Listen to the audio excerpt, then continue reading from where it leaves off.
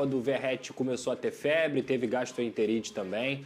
Teoricamente não deveria jogar, mas ele é um cara que se dedica demais ao Vasco da Gama e sabe da importância dele, principalmente num clássico como contra o Flamengo. É um líder, é um cara que preocupa a defesa adversária também, e ele fez isso justamente no próprio gol, né? Que o Pumita cruza, e aí os jogadores do Flamengo marcam o Verratti, achando que o Verratti que ia ser o alvo do cruzamento, e na verdade foi o Felipe Coutinho. Então, mesmo não estando 100%, ele conseguiu participar positivamente. E aí, nessa semana, o Verratti, o Vasco, se apresentou na última terça-feira. O Verratti não treinou, porque ele continuou tendo febre, continuou tendo diarreia também. O ponto é, o Verratti vem melhorando, ele vem retomando a alimentação dele normalmente. Hoje, ele já foi ao CT Moacir Barbosa e fez um treinamento à parte, junto com a comissão técnica do Vasco da Gama. Ainda não está 100%, ainda sente algumas dores, digamos assim, mas amanhã a tendência é que o Verratti volte a treinar normalmente, uma apuração exclusiva aqui que a gente conseguiu fazer. E aí a tendência também é que ele viaje para Brasília. Se ele vai jogar como titular ou não é outro ponto, e é um ponto que tem que ser visto diariamente. Mas o fato é, o Verratti é um cara muito fominha, né? Para quem vai lembrar, ele já jogou com a costela fissurada, né, nesse ano, 2 semanas. Imagina uma dor de barriga pra tirar o Verratti.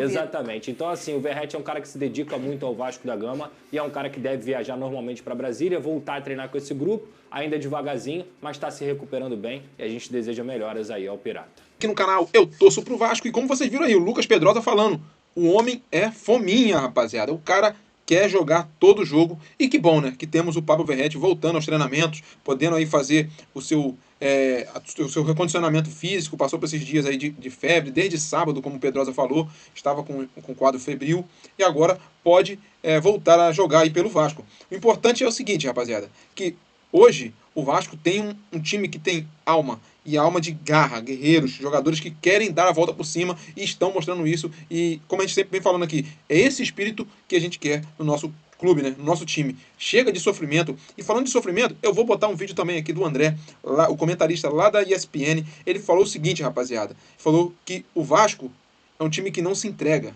E eu vou botar esse vídeo para você ver daqui a pouco. Mas antes de mais nada, vamos estar passando nessas notícias, rapaziada. Porque o dado muito importante é esse daqui, rapaziada. Mesmo com esse problema, o cara atuou os 90 minutos, 94 minutos, né, que teve no jogo de domingo. Ele jogou os 90 minutos, não dando brecha para ninguém. E até porque não tem substituto pro Verratti hoje, não tem. Hoje no Brasil é o melhor centroavante que tem no Brasil hoje. O cara que cabeceia muito bem, que tem uma entrega absurda dentro de campo, e temos que reconhecer que temos um excelente atacante depois de muito tempo. Acho que após a passagem do Germancano, temos um melhor centroavante, que eu acho que é até melhor do que o Germancano. O Germancano tinha um fundamento de bater de primeira, conseguir acertar os burros, é bom posicionar, se posiciona muito bem, mas o Verratti é um absurdo de centroavante, joga muito, acho que caiu muito bem com a camisa do Vasco, que ele continue permanecendo por muitos e muitos anos aí no Vasco. Ele voltou aos treinamentos hoje, treinou com o grupo, mas ainda está se recuperando, tomando remédio e tal. Como o Pedrosa falou, teve algum desconforto, algumas coisas que ele teve sentido nesses dias, mas foi pro jogo, jogou bem, ajudou o Vasco, enganou até a marcação do Flamengo naquele gol do Coutinho, porque ele puxa a marcação e os caras do Flamengo vai tudo para cima dele, só que fica o Coutinho livre, cabeceando lá junto ao Alexandre, o lateral esquerdo deles lá, e o Coutinho faz o gol e mostra a garra desse time.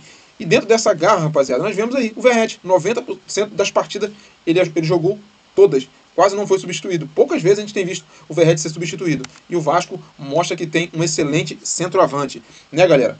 E, rapaziada, além disso, o time adversário pode ter um desfalque muito importante. Um já é certo.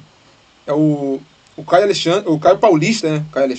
O Caio Paulista está de fora desse jogo, já está suspenso pelo cartão vermelho que recebeu, né, no jogo. Mas tem uma baixa muito mais importante do que essa, porque uma das maiores revelações do futebol brasileiro dos últimos tempos, aí, depois do Hendrick, né, é o jovem Estevão, que tem jogado muito, um jogador, um ponta direita habilidoso, puxa para dentro, sabe dar um bom passe, sabe finalizar, é liso o jogador. E ele pode estar desfalcando o Palmeiras no jogo de domingo contra o Vasco.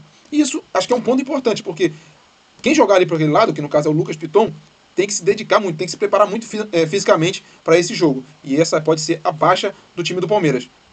Que ele melhore, mas não contra o Vasco. Volte contra outro time que vai jogar o Palmeiras, mas contra o Vasco ele fique de fora e que o Vasco possa fazer um bom jogo e sair com um resultado positivo, né, rapaziada? E falando sobre o momento do Vasco, né, eu vou deixar para vocês a opinião desse jornalista da ESPN, um comentarista lá da ESPN falou algo que é muito interessante. E nós vemos isso no Vasco.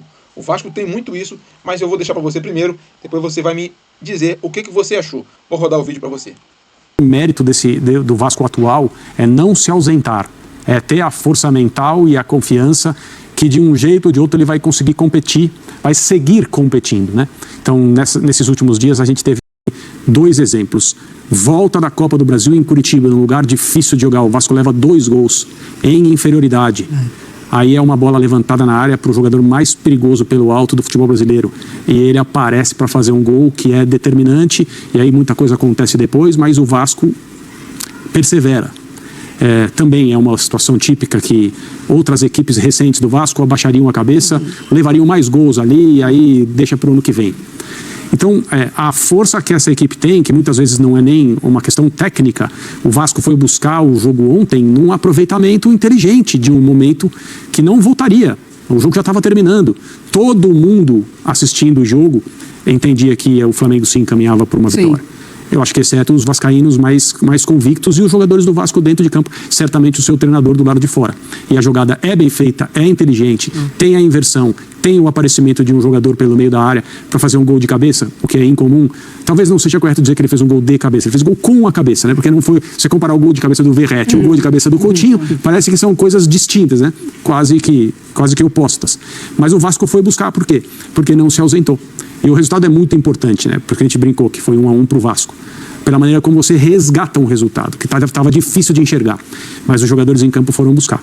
Foi muito... E com todo o mérito, o Flamengo não entregou nada, o Flamengo cometeu um erro defensivo. Pode-se dizer que o Vasco cometeu um erro defensivo também no belíssimo gol que terminou com a finalização do Gerson para fazer 1-0. E o futebol é isso, né? É um esporte de erros. Como vocês viram aí, ele também falou da questão da entrega do time do Vasco. Ele falou que da diferença do Thiago Leifert, que ele... Para ele, o Flamengo foi burro quando tomou aquele gol do Vasco. Ele reconheceu que os dois teve falha, os dois lados. E eu concordo com ele, teve falha tanto do lado do Vasco, como também do lado do Flamengo. Do lado do Flamengo teve falha. Eles falharam quando o zagueiro deles vai lá no ataque tentar fazer uma jogada de efeito, que até pedem pênalti, mas não acontece. Ele pega e retorna. O Vasco consegue fazer um contra-ataque ali com a saída do Puma Rodrigues, que toca no Ryan. O Ryan faz uma jogada de efeito. Toca lá no Emerson Rodrigues, que abre a bola no Puma. Novamente o Puma sai da zaga, dá um pique legal lá para dentro da área. E o erro foi defensivo dos dois lados. Agora, quando você tira o mérito de um para botar o demérito no outro, é ruim. É ruim. Você pega, você não deu mérito, como o Thiago Leifert fez, né? Falou que o Flamengo foi burro e não deu mérito que o Vasco merecia. O Vasco talvez não fez a melhor partida, não fez uma partida muito boa, mas eu acho o comentário do André muito mais lúcido do que o do Thiago Leifert. E você, concorda comigo? Deixa nos comentários, que vai ser muito importante. Não é isso, rapaziada? Então esse é o vídeo de agora. Fique com Deus. Até o próximo vídeo. Fui!